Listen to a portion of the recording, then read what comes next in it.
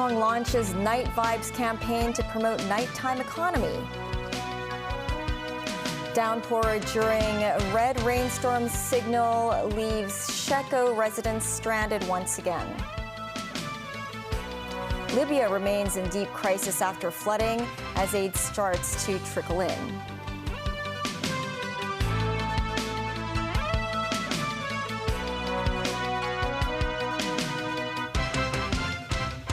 Hello and welcome to TVB News. The Night Vibes Hong Kong campaign was launched at the Grand Stair at the M+ Museum in West Kowloon Cultural District about an hour ago. The government has also announced over 30 discount plans and events that will start tomorrow. Financial Secretary Paul Chan kicked off the campaign with a laser beam that started a lion dance. The Night Vibes Hong Kong campaign includes food stalls, music shows and drone performances to be held in Wan Chai, Kwun Tong and the Belcher Bay Promenade in Kennedy Town, beginning the end of September. Shopping malls around town will also hold night markets. A special market will also adorn the Temple Street in Yau Ma Tei. Starting tomorrow, a mid-autumn lantern display will light up Cultural Center and Victoria Park. From Mid-Autumn Festival to November 23rd, the MTR will offer one free ride for every 5 trips after 10:30 p.m. Movie theaters will also roll out discounts, including $50 tickets for some movies. Starting this November to January next year, the government will hand out $100 vouchers to tourists to encourage nighttime spending. Just a week after Hong Kong was battered by the heaviest rainstorm in over 100 years, the city was hit by another downpour. The red rainstorm warning signal was in force for more than 4 hours this morning. Full day and morning-only schools have been suspended, with flooding seen across multiple districts. The city's weather observatory expects continued showers and thunderstorms over the next 1 to 2 days. Jackie Lin with details.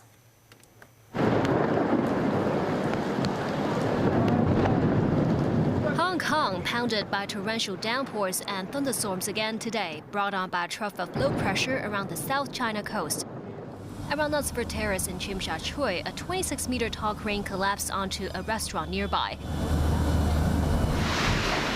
And again, multiple districts saw reports of flooding. In Koi Bay near Kings Road, water gushing down the stairs. This car park in Chai Wan's Wan Choi estate, which was half submerged during last week's historic rainstorm, once again flooded this morning. Some lanes at the island eastern corridor were also temporarily closed due to floodwater.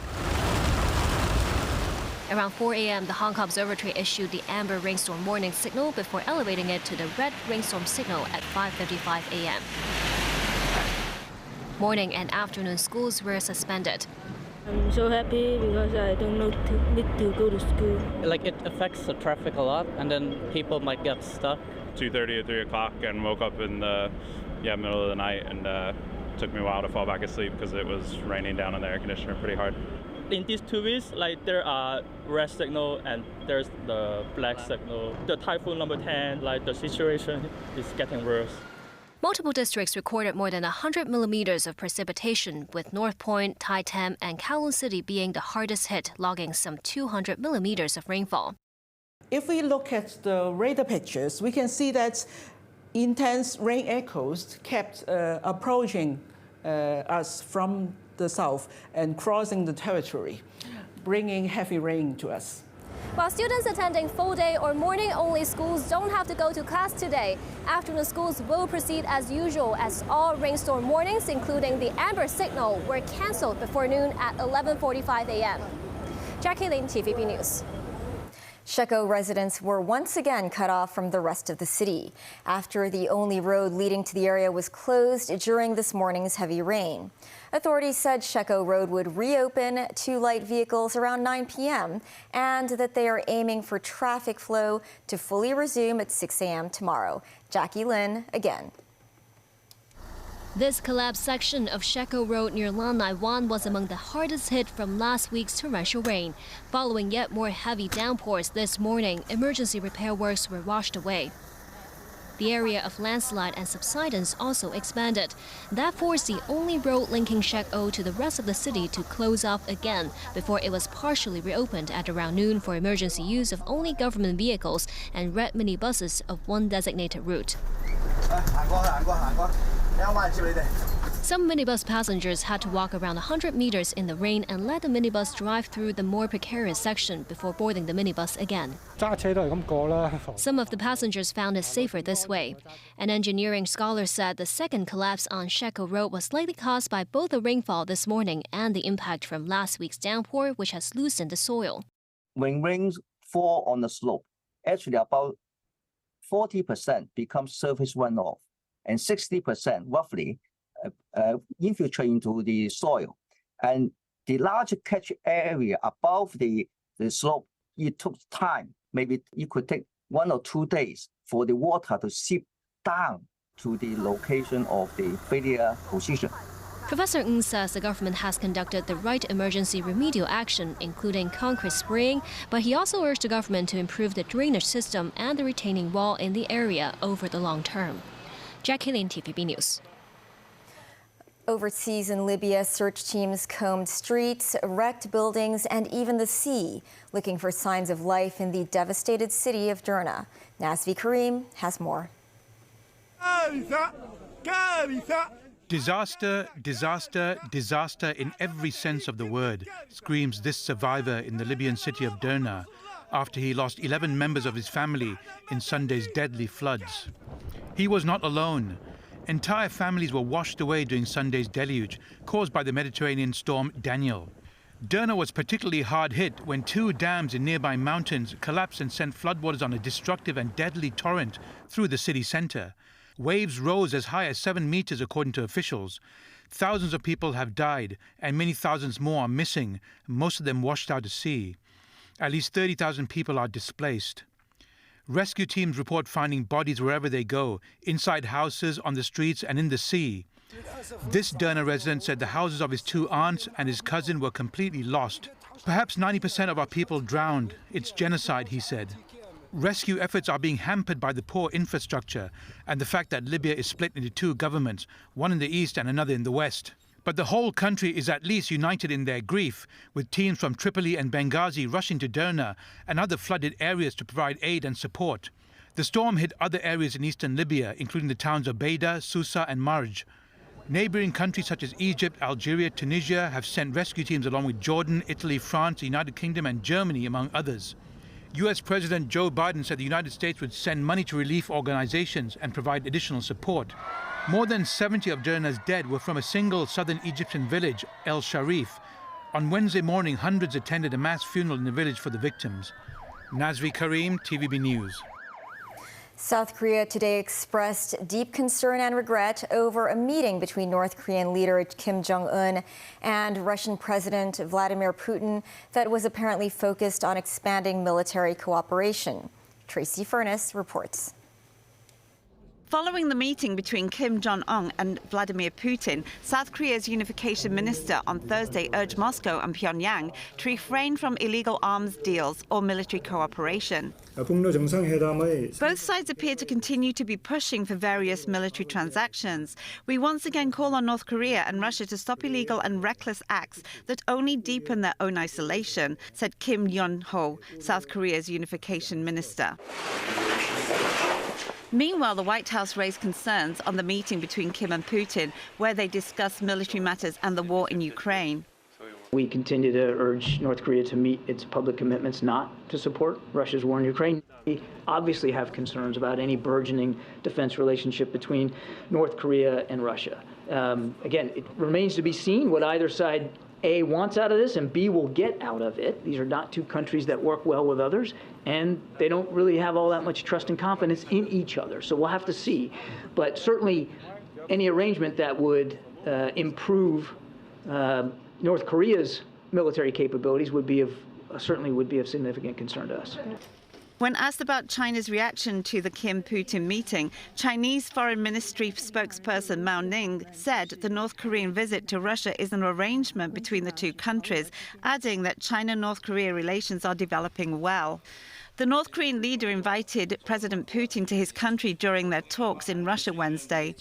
Putin reportedly accepted the invitation, but since Russia's 2022 invasion of Ukraine, Putin has rarely traveled abroad. Tracy Furness, TVB News. Newly appointed Japanese Foreign Minister Yoko Kamikawa outlined her country's stance on China in her first press conference since being appointed. Beijing's foreign ministry said it is in the common interest of the two countries to maintain the stable development of their relationship. Daniel Rao reports. Appointed on Wednesday as part of a cabinet reshuffle by Prime Minister Fumio Kishida, which aimed to strengthen his position before a key party leadership vote next year, Yoko Kamikawa is Japan's first female foreign minister in 20 years. Kamikawa stated the Japanese government's stance on its ties with China during her inaugural press conference as foreign minister.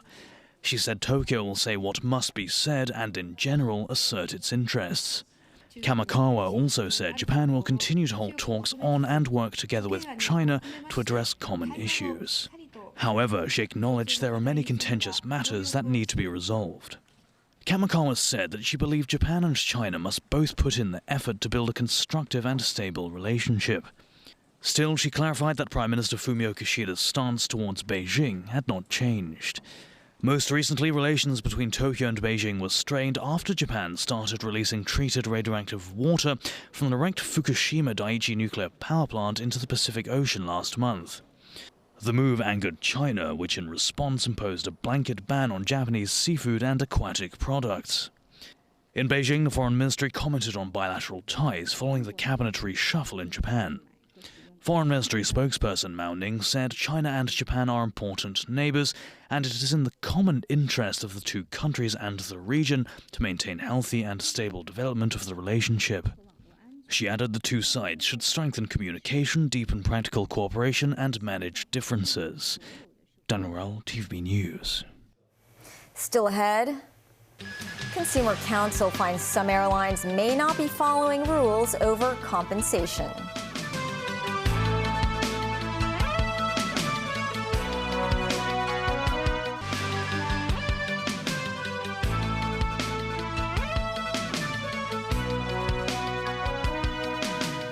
Welcome back. Research conducted by the Consumer Council found 22 airlines surveyed have varying compensation policies for lost or damaged baggage. Some of the policies may not be in line with international regulations. Sharon Tang reports. Luggage is almost always a must for travel. When it comes to baggage delays, damage, or loss, many turn to airlines for compensation. The Consumer Council recently surveyed 22 airlines. It found that Air Asia, Thai Airways, and Air New Zealand specified that checked baggage must be delayed for over 24 hours to be eligible for reimbursement. 12 airlines said that if baggage was lost during flights when passengers are returning home, they would deem that those traveling already have enough clothing or daily necessities and may refuse compensation for such products. As for damaged check-in baggage, 15 airlines said they would try to repair the items, and if that was not possible, monetary compensation would be awarded instead. 3 airlines said they would not assume any responsibility if the handle or the wheels of the baggage were damaged. When purchasing essential items in the event of a baggage delay, it is crucial to retain all purchase received for reimbursement purpose, and consumers should also avoid choosing more expensive products to prevent airlines from refusing reimbursement of unreasonably priced items, or only offer partial reimbursement. Meanwhile, in the first 8 months of the year, the Consumer Council received 1,213 complaints about cellular data roaming, a 70% jump compared to the same period last year.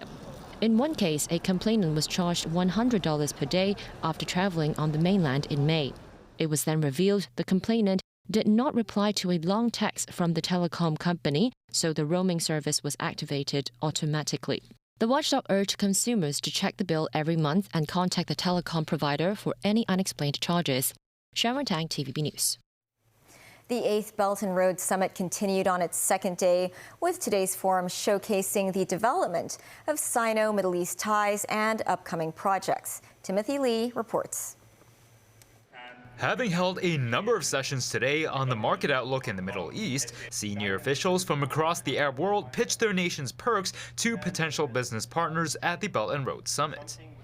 Egypt's Minister of International Cooperation, Rania El-Mashat, said China and Egypt have a long-standing cooperation in the infrastructure sector, such as in the Suez Canal Economic Zone.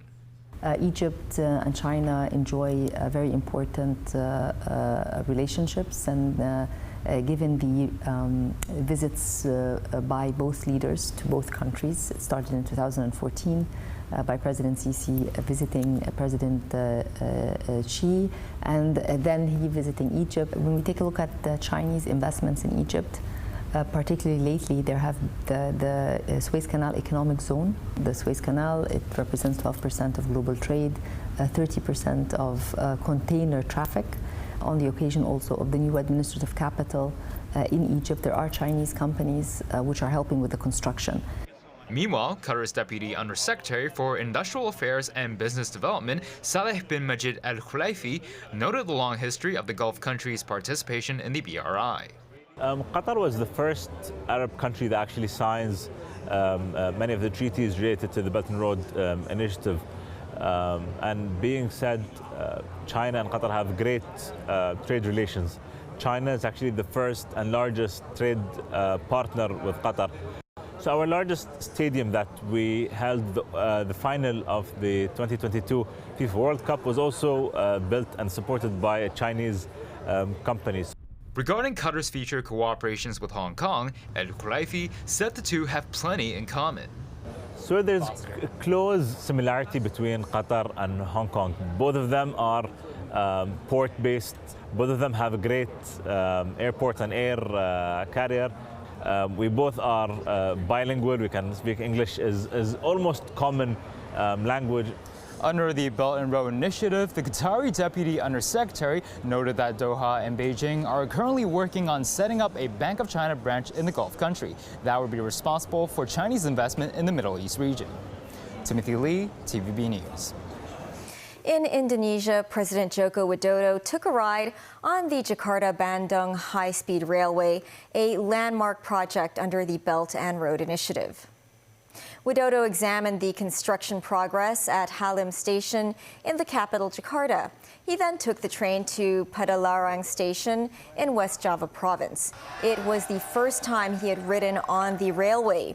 He described the experience as an advancement of civilization. And to sports, the Asian Games Athletes Village in Hangzhou, China, opens a week on Saturday and promises to be the most high-tech and sustainable-driven ever. From mini dolls of themselves to earning carbon points, thousands of athletes from around the continent can keep themselves busy when not competing or training. Nasvi Karim has more. How about a miniature custom-made model of yourself? Or opening a low-carbon account, or even a 3D printed chocolate. The 19th Asian Games open in the eastern Chinese city of Hangzhou in Zhejiang province on September 23rd. It is said to be the largest edition ever, with 12,500 athletes from 45 countries and regions competing in 40 sports, 61 disciplines and 481 events. The Athletes Village is state-of-the-art, with the focus on sustainable living. At the fitness center, various cutting-edge technologies can help athletes capture their memories. This device can generate more than 190 photos a second, which are turned into three-dimensional data for athletes to print a customized miniature of themselves. We're also offering 3D printed chocolates. Athletes can choose their favorite sports to print. The chocolates also come in the shape of Hangzhou's cultural landmarks, like the West Lake, for athletes to get the taste of the local culture. Advanced technology also promises a greener Asian Games. At the Zero Waste Lifehouse, athletes are expected to win awards by living in eco-friendly and sustainable ways. We have athletes from 45 different countries.